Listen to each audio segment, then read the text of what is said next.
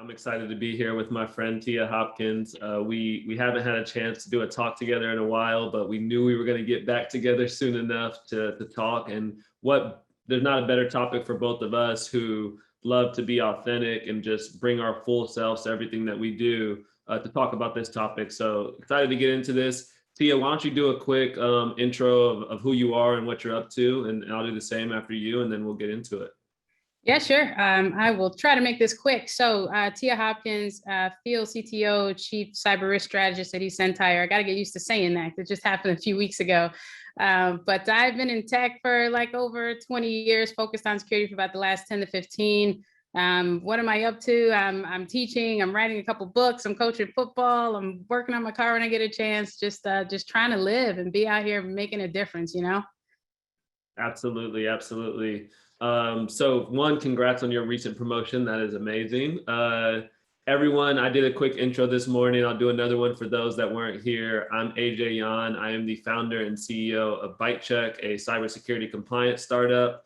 And I've been in the cybersecurity industry for about a decade.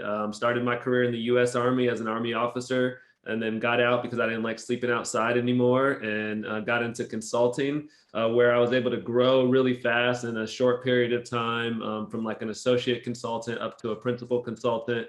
And then I decided I wanted to start a company in the middle of a pandemic, and been building something special here at BiteCheck since March 2020, and having a lot of fun doing it. So Tia, before we get into it, I know we have a ton of questions already in the channel, and I know we have some points we want to hit on. I would encourage all of you to, share some questions that you have in there in the channel, and we're going to try to have a conversation here. We're not going to try to just talk and lecture to you all. We want to hear from you all and answer some questions. But let's talk a little bit about how we got to where we are, some lessons learned, and why do you stay? Why do you stay in this field? Yeah, I mean, I think for myself and a lot of individuals that I find have become very successful in this industry kind of fell into it. I didn't choose it starting out, right? I was just doing IT work. I was a generalist. I was like, gosh, I want to be something when I grow up. I want to be great at something. So I did some research, and at the time it looked like my options were DevOps, cloud, and cybersecurity. DevOps was out for me. I'm not a coder. I wasn't really interested in that. And not to date myself, but cloud was just way too new. I didn't feel like I could add a ton of value.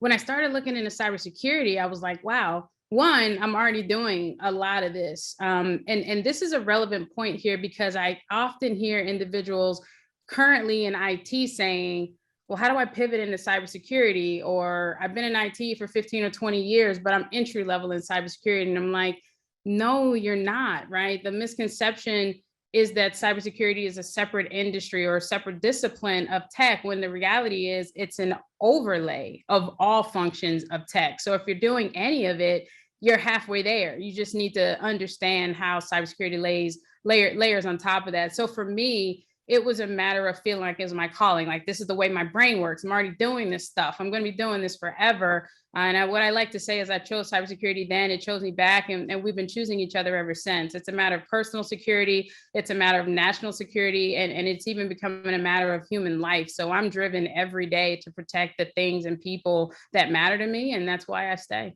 That's amazing. That's amazing. My journey is similar. I didn't set out to be a cybersecurity professional. I think if you would have asked the teenage AJ if he'd work in cybersecurity, I would have been like, what is cybersecurity? What are you talking about? I played sports my whole life and thought I was going to go to the NBA, and I fell short, obviously. Was able to play some college basketball, but after college, I joined the Army. And like a lot of people that are attending this summit, I was a veteran trying to get out of the military. I did do some cybersecurity stuff in the Army, but military stuff doesn't always directly translate to civilian stuff. So I didn't know exactly what I was going to do.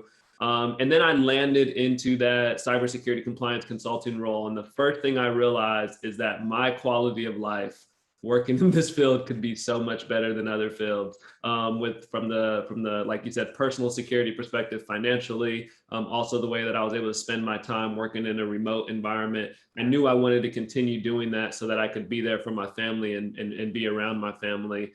And then I realized I was really interested in it. It was a lot of fun to feel like to solve really important problems and help people solve those problems, help companies solve those problems. And it became addicting. The aspect of cybersecurity that I've heard a lot about today is being overwhelmed with not knowing, the idea of not knowing. And I tell people all the time, that is a feature of cybersecurity, that is not a bug. You will always feel like you don't know something, and that's good. That's a part of the journey of always being able to feel like you constantly have to learn, and that's what I really enjoy about it. That's why I stay. I feel like I'm doing something now, running a company in this field that gives me an opportunity to give more people jobs in cybersecurity and elevate them and let them get into this tech field, and that helps me stay motivated as well. But really fell into it through the Army, and then became addicted to learning. One of the ways that I was really able to change the trajectory of my career before I started this company is I looked around at the company, and most of the customers we were helping were hosted on Amazon Web Services. And I looked around, and there wasn't anybody that really knew anything about the cloud. We all were kind of guessing and figuring stuff out. And I was like, this is an opportunity for me to learn about a technology that all of our customers are using. And then that helped me stand apart, but it also made me addicted to learning about a new technology. And that addiction to learning the cloud has kept me and how to protect the cloud and all of the threats and things like that has kept me in this field. So I know we want to talk about the realities of the job industry and what goes on there. T, I don't know if you have anything to talk about there, just the realities of being in this field from your perspective and the things that you've been through so far. Yeah, I think, and I'll speak to it from the perspective of, now I don't know that I would say I figured it out, or that I landed somewhere before it got really hard to figure it out. I'm still deciding, which side of that I'm on. But what I'm observing today is that there's a lot of confusion in the industry. So it makes it difficult for a newcomer to understand, what do I actually need to be doing? Where should I actually be focused? Are the things being asked of me realistic? Are they fair? Do I need all these things? Do I not need all these things?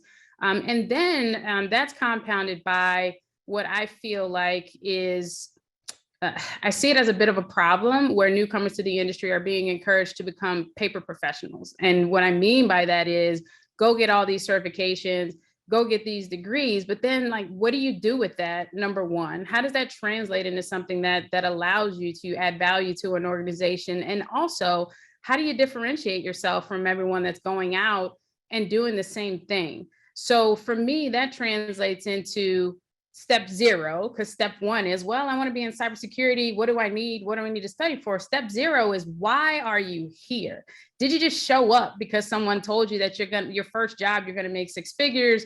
Or do you like the way you look in a hoodie and you like basements? Like, why are you here? Because understanding that why, it's what's going to continue to propel you forward in this industry, because it's hard. It's hard to break in. It's hard to make a difference. It's hard to grow. It's hard to, to just move yourself every day. And if you're not doing it because you're passionate and you don't have a why to center yourself on, to remind yourself, this is why I'm here, to remind yourself, this is why I stay up until 2 a.m. trying to figure out why this thing happened in my environment, it gets really hard, and it gets super hard for you to stay. So understanding your why, understanding your value too, and what you're good at is important as well. Because your why can't just be, well, I want to make six figures. Because what if it takes you 10 years to do that? There have to be things about you that support that as well. So it has to matter. Otherwise, it's just a much harder road than it has to be. So that's the big thing for me, the step zero. Before you even get into the what you need to do, you need to understand the why you're doing it and believe in that. Absolutely, absolutely. I think for me, one of the realities that I've seen and I'm hoping to change is that there's a lot of gatekeeping in cybersecurity. A lot of the people attending this conference have probably experienced it, where you're trying to break in and there's these ridiculous requirements for entry-level people, where you see an entry-level role that's asking for 3 years of experience, and it's like, the math does not math. And you should acknowledge that. Like, we should acknowledge that it is very difficult to break in. And if you're trying to break into cybersecurity, understand that there are some things that go on that don't make a lot of sense. There's a lot of people out there like Tia and myself that are trying to change it, but you have to understand that there is gatekeeping. But if you haven't learned anything from this conference over the last 2 days, there's a lot of people and resources in this industry to help you get past that gatekeeping. And it does take a little bit of effort to seek that stuff out, to go outside the box, to spend 2 days in a SANS summit and networking with people. But the reality is that the industry as a whole has a job shortage because there's gatekeeping, because the industry is not looking in the right places for people and are not giving people enough chances to enter the field. So one of the things I don't try to do is sugarcoat how hard it's going to be to break in. It's a difficult field to break into, but it's worth it. And if you go about it sometimes non-traditionally, where you really focus on networking instead of applying to 100 jobs online randomly, you attend these events, you join local conferences, you support organizations like the one that you run, Tia, that's helping more people get into tech. It's going to take a little bit more than the traditional get a cert, read a book, get a job. The path is not a straight linear A to B, and I just want to make sure that's acknowledged. And I know we have some good questions. There was one question that popped on my LinkedIn that I'll take a first stab at, and then I'll pass it over to you, Tia, and then we can just start to go through these questions here on Slack about recognizing burnout and its difference from imposter syndrome. I think in cybersecurity, we hear, and I've experienced both burnout and imposter syndrome in this field. So I'll try to give my opinion here. First, on imposter syndrome, similar to how I said earlier, that being in cybersecurity, that feeling of not knowing, that feeling of not understanding concepts or something new that came out, that's common, and so is imposter syndrome, because you're learning and you're operating in a field that changes on a daily basis. Threats are changing on a regular, so sometimes you're going to have that doubt of, do I know? And am I doing this the right way? And what I would tell you is understand, and one of the things that I think is really beneficial to people that are going through imposter syndrome is understand that other people go through it too. I feel it from time to time as a CEO of a company that I literally have no idea what I'm doing. And I don't know if I'm doing things right or wrong. And it's normal. Acknowledging your feelings, acknowledging how you feel, it's the first step for me to get through something, is when I realize that, okay, this is a feeling, I'm allowed to be a human, I'm allowed to feel this way. And then you can start to do things to combat it. One of the ways that I combat imposter syndrome is I remember it's not about me, that a lot of the things that I'm doing are for other people, and for me to help inspire someone else, or to help my customers, or to help my company now and the employees there. And I take myself and my ego out of it. And that makes me feel like it's less about, oh, don't try this because of what somebody's going to think. It's more of, try this because who can you help by doing this, by taking this chance, by doing this talk, by doing this post, whatever it may be. And the other, when it comes to burnout with imposter syndrome, I think burnout is something that by the time you burnt out, there was a number of things that happened before that we probably should have stopped and caught. Burnout is the result of working too late, of not taking care of your mental health, of not taking care of your physical health, of not sleeping well, all of these other things that you should be doing earlier on. And I would say with burnout and with imposter syndrome, community helps. Having people around you that can recognize when you're not okay, and then acknowledging that it's okay to not be okay. It's okay to be tired and say, I'm not going to work through the night again. I can't figure out this problem. I'm going to close my laptop and I'm going to go to sleep. And doing little things throughout the day. And we're going to talk about how we take care of our mental health and some routines that we do later on. So I don't want to get too much into that. But for me, recognizing burnout starts before you burnt out. It starts well before that. Yeah, I'd love to get your thoughts on burnout and imposter syndrome as well. Yeah, so I'll give the short answer, and then I'll ramble on like I tend to do. But for me, the difference between imposter syndrome and burnout, with imposter syndrome, you're not sure you belong in the room. And with burnout, you really just don't even want to be in the room anymore. For me, burnout can be a direct outcome of imposter syndrome as well, right? If you're somewhere and you're not quite sure the value that you bring, is this a mistake? Did they mean to promote me? Everybody around me has all these degrees, or, they come from all these different backgrounds. And so you work yourself 2, 3, 4, 5 times as hard to prove yourself, which you shouldn't have to do. There's a reason that you were promoted. There was a reason that you were placed in that room. There's a reason that you were tasked with solving that problem. And so, if you've been given that opportunity, see it as an opportunity.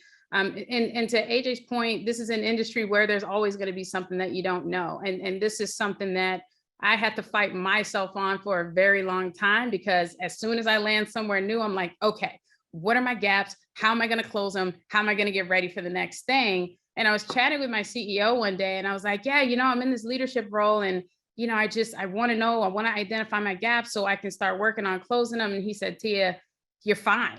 He said, the reality is you're going to have gaps your entire career, and that's okay.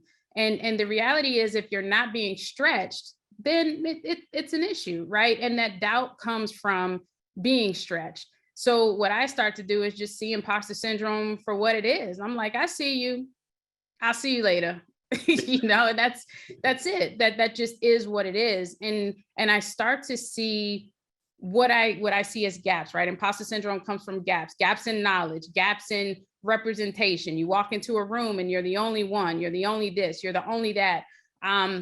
I started to see every gap as an opportunity.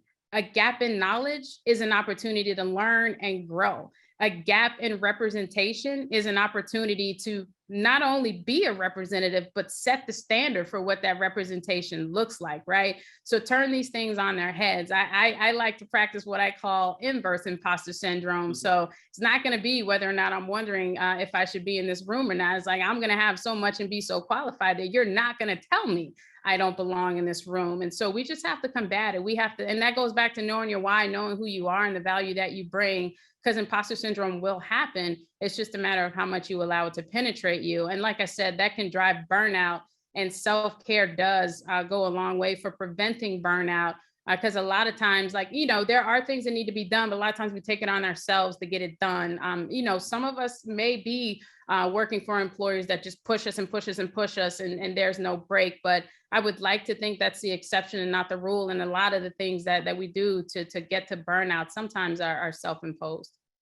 Absolutely. I recently was talking to some folks, and I said the transformation over the last couple of years for me that has been a game changer is I went from being my biggest critic to being my biggest fan. Yep. And to your point of inverse imposter syndrome, that's what I've had to do over the last few years, is decide, like, I'm not going to be the one in my head beating myself up and saying I don't belong. There's enough people out there that will do that for me. So in my head, I'm going to say I do belong. I do belong in these rooms. I recently was able to raise $3 million of VC funding for my startup. And that was a moment where I realized that, okay, I belong. I belong here, and I'm not going to sit here and tell myself that I don't anymore. And even now, after having that funding, trying to figure out how to keep growing the company, there's those moments of doubts, but switching your mindset to say, I'm not going to let what society is telling me about myself to take over what I'm saying in my head. And we can be our biggest fans. That helps get away with that. That helps you get rid of that imposter syndrome. So I love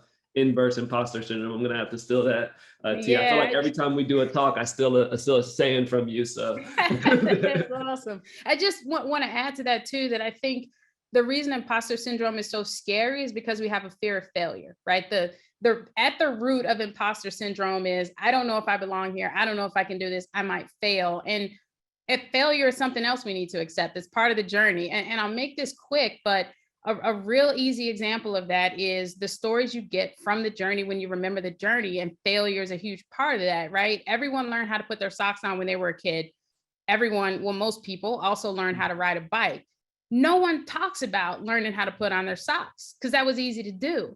But everyone fell off the bike 1,000 times. Some people might be still falling off the bike, but when you finally figured it out, all those failures made that success so worth it that's a story you'll remember forever. And it's the same thing in your career. It's the same thing breaking into an industry. Just make peace with failure. It's going to happen. It's the only way you can succeed. And it drives a great deal of appreciation, and it improves your grit, your confidence, because the more you try something, the more you're willing to try things, even if you don't get them right. So exactly. I've learned far more from failures than successes. The lessons I've got from failing have far exceeded anything I've got from achieving a goal. Even on the process of that fundraise, again, I had 53 no's before my first yes. Yep. I needed those no's to teach me how to keep going. So failure to me When you fail, you should be clapping and be happy because you just figured something out. You figured out something that's going to accelerate you moving forward.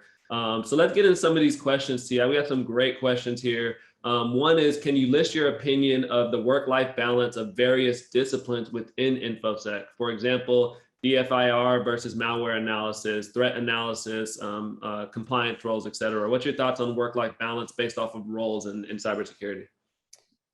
Well, there's a lot of them, right? But I think a good way to provide some context is understanding what the function of the role is.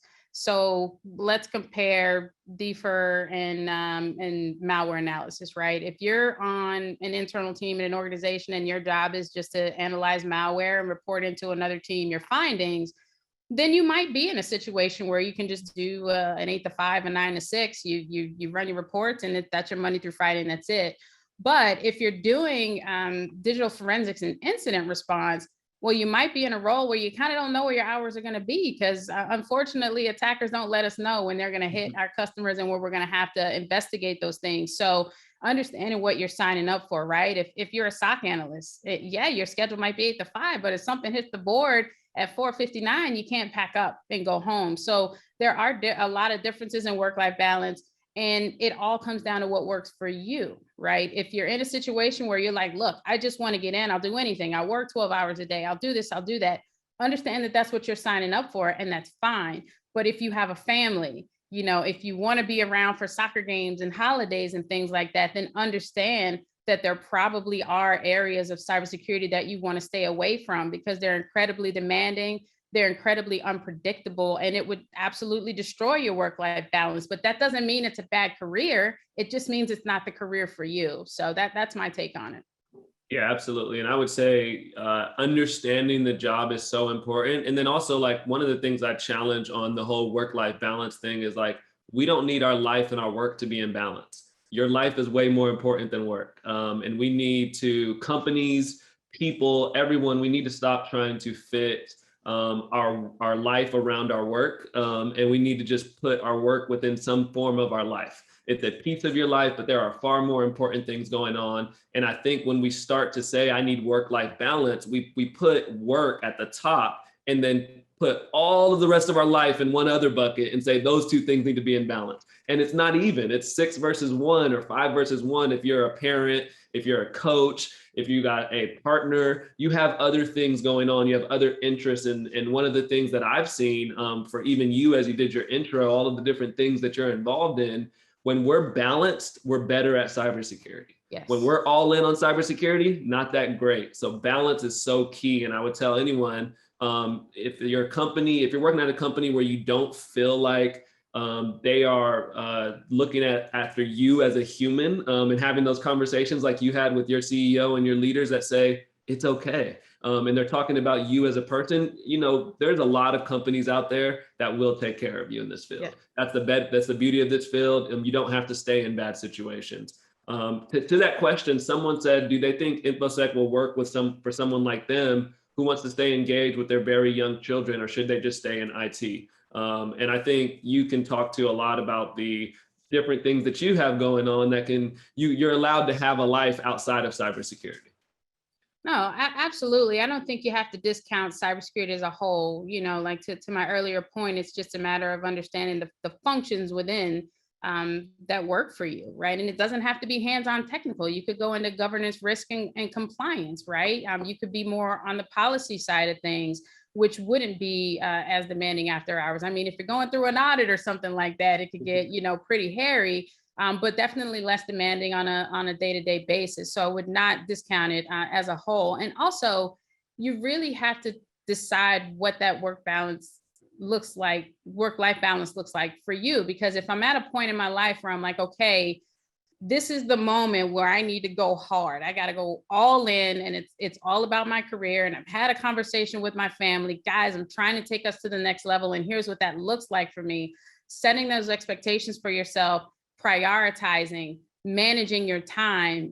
What I'm saying in all of this is that what that balance looks like is up to you. And you have to hold yourself accountable to that, right? And not stray away from what you've said to yourself. This is what I'm doing at this time. A lot of times your family life, your education life, that will and should, right, take precedence over a job where honestly, at the end of the day, not to get too morbid, but if you get hit by a bus, they got to find somebody to replace you. So when you put that in perspective, you mean much more to your family and your life outside of your career than a company that just has to continue to drive revenue or service its customers or whatever that is. So that puts things in a bit of perspective. But ultimately, it is up to you and what you want that balance to look like. And as you evaluate the opportunities, if they don't align to that, that's a very easy no for me. Exactly. Just like security has to have context, you can't apply every security control to every company. Your life has work-life balance has to have context to you. What's balanced for me is not the same as what's balanced to someone else, and we got to keep that in mind. That's a great point. Another question here: zero experience in IT, zero experience in cybersecurity. Currently, a at-risk youth counselor. So what's the very first step? Search cybersecurity books. How do I find all the different avenues that I may be interested in? I'll go first here. I would say the first step is what you're doing right now. You're at this summit. You're networking. You're asking questions. You're getting involved in the cybersecurity community. And I hope one of the things you'll find is how helpful this community is for people that are breaking in and trying to get in. Tia and I spend a lot of time helping others try to succeed and get into this field because we want to see more people in this field. Especially, I'm super passionate about seeing more people that look like me in this field and get us into this field because I think it's a great way for us to shift what's going on in the world. So I would say you're already on the right path. You're doing the right things. From this talk, you should have identified either a path or some certifications or some kind of resources to kick your journey. Like Zanette said in the keynote, just start doing something. Whatever it is, just start. If that's to get one cert, doesn't matter. If that's to read a certain book, do that. If it's to read a blog, do that. But just get started is my advice. What do you have for him, Tia? Yeah, no, that's great advice. Just get started and don't be afraid, right? You're gonna make mistakes. You're gonna go down the path of things that you don't like. This is a huge industry. I laugh at myself because when I decided to really focus on cybersecurity, I did it because I wanted to specialize. And then I got to cybersecurity and I was like, holy cow, it's as big as tech. Like, what am I gonna do? And you have to figure out, what that looks like. But do what works for you, right? Like I was saying, understand your why, understand why you're here, but you have to be passionate about it because this is not an industry where you can go get a degree in one certification and be done. It changes every day. That's why we'll always have a job because the organizations responsible for, the teams responsible for protecting organizations always have to stay on top of what's going on, right? So yeah, like get into it, network, start to research and figure out what you want your 8 to 5, your 9 to 6 to look like, or if you want to work third shift, figure out roles that fit into that. Find people that are doing the thing that you're interested in, network with them, have informational meetings, and to AJ's point, continue to attend things like this and conferences and meet people and have conversations, because that's how you figure out what's going on out there. And the other thing I'll leave you with is this industry is not as difficult as it appears on the surface, right? The perceived barrier to entry is much higher than it actually is. And the reality is there's not a whole bunch of stuff you don't know. There's just a whole bunch of stuff you haven't seen yet. And I remember first starting out having conversations with individuals that have been doing it for 10, 20 years, and they're just speaking these languages. And I'm like, oh my gosh, I don't know what they're talking about. I don't know if I'm gonna make it. This is crazy. And then I go look it up and I'm like, they just like to hear themselves talk. It is really not that serious, right? So understand that you will run into people that like to hear themselves talk and like to know how smart they are and feel smart, but it's really not that complicated. And those of us, and I find AJ to be one of these individuals as well, that can take this very complex seeming industry and turn it into plain English, are the most successful people in this industry. Absolutely. I was laughing because I had the same moment when my first job out of the Army. I went and I was doing some compliance work. We were on site with a customer. My boss was there. It was my first time meeting him in person. And him and the customer start talking about all of this virtualization and container stuff.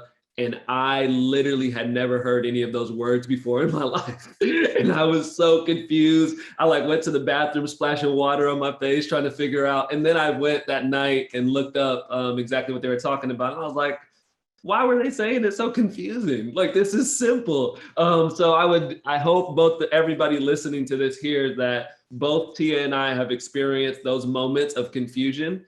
Just go look up what you're confused about. Chances are it's not that confusing. We have a good question here from Jennifer that I want to get to before we talk about some of the things we do to protect our mental health and some advice for folks. So Jennifer says, we just had the hiring panel and she knows you have a book out coming out about cybersecurity interviews.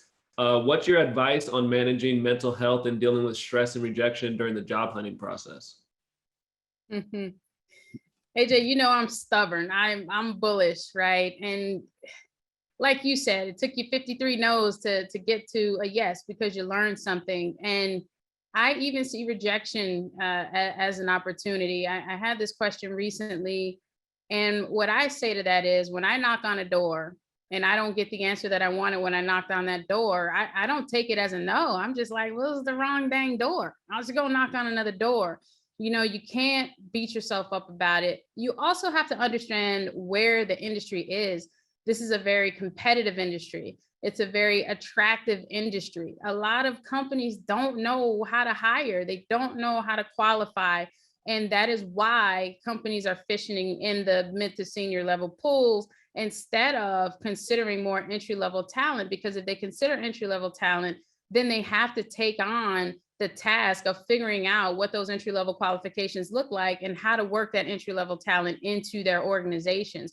So if you take just, hey, look, I'm going to get a no sometime, I need to figure out how to get to a yes, and combine that with, yeah, the industry's really just still trying to figure this out, it takes some of the pressure off of you feeling like you're doing something wrong. But another thing you can do is if you have the opportunity when you get a no, ask for feedback, because otherwise it's a wasted experience, right? If you get a no, ask, what could I have done better? What skills, whatever it is, and you take that away. Because for me, you only get one time to tell me I don't know something or I don't have something that you want. Because next time you see me, I'm going to know it better than you. I'm going to do it better than you. But if you don't get that feedback, it's a wasted opportunity. Exactly. That's such solid advice. The only thing I would add is just remember, you just need one yes. You're not searching for 53 yeses, you're searching for one. So just like the no's are not about you. It's not because you're not doing, and it might be, you get that feedback and maybe there's something you're missing, but understand that it's not only you going up for that role. Understand that that company is trying to hire for lots of roles and you don't know who else is applying. One of the things I used to tell myself when I was getting out of the Army, I was applying like crazy with getting rejection after rejection. And I would just convince myself that Barack Obama was the other person applying. So they chose Obama over me. And I was like, oh, you know what? I can't be mad at that. Like I would choose Obama over me too. So cool. I'll just move on to the next opportunity. And you don't internalize those no's. The no's are not something that you should think about. You're really just trying to get that one yes. That's it. Focus on that. Focus on learning from every opportunity. This is why I tell people that are in cybersecurity, interview often.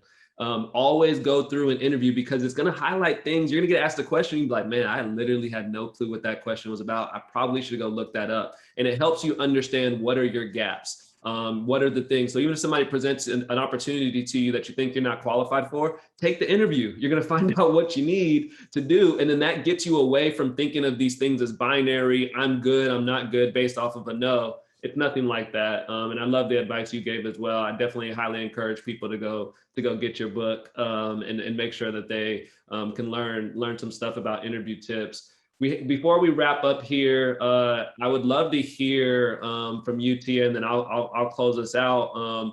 What are some of the things I want people to take away from this, aside from all the things we've said already, some tactical things that you do to protect your mental health in cybersecurity, especially being at the senior executive level that you're at? There's a lot of additional pressures that don't have to do with cyber at that level. What are the things that you're doing to protect your mental health? The biggest thing for me is allowing myself to be human, because when you get to a certain level in your career, industry influencer or executive at a company, whatever that is, you tend to lose a bit of the human element, and people tend to look at you for what you've done instead of who you are. So I put the onus on myself to continue to remind myself who I am and what I stand for.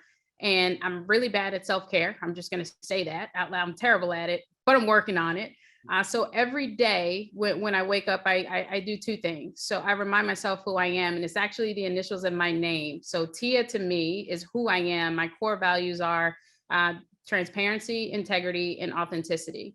And as long as I'm in situations where I'm able to exercise those things, then I am who I am and I'm okay. If any of those things start to feel pressure, then I allow myself to be human and I speak up and I address it as needed. So then when I get into my day and I start looking at my calendar and I start to melt down in my office chair, and then I remind myself to give myself grace. I'm one person. There's only so many hours in a day, right? And so another acronym, GRACE for me is grit, resilience, agility, confidence, and empowerment. And depending on the type of day that I'm having, I know that I'm going to have to pull on one or a number of those more so than others. But that's what gets me through. And then taking moments to decompress when I feel like I'm in a pressure cooker, and just taking a beat. But being human is at the core of all of that for me.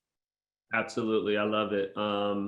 So there's a couple things that I do, and I've gotten a lot better at self-care over the last 2 years. I talk a lot about mental health on LinkedIn because I realized it took me starting a company to focus on my mental health, and I want other people to not have to start a company to focus on their mental health. But the biggest thing that I do is, like you said, be human. I share with others when I'm not okay, because I want everyone to know that it's okay to not be okay. And something amazing happens when I do that. When I post about last week, a couple of weeks ago, I was crying on a one-on-one with one of my team members because I had a lot going on and I just was overwhelmed and I just broke down.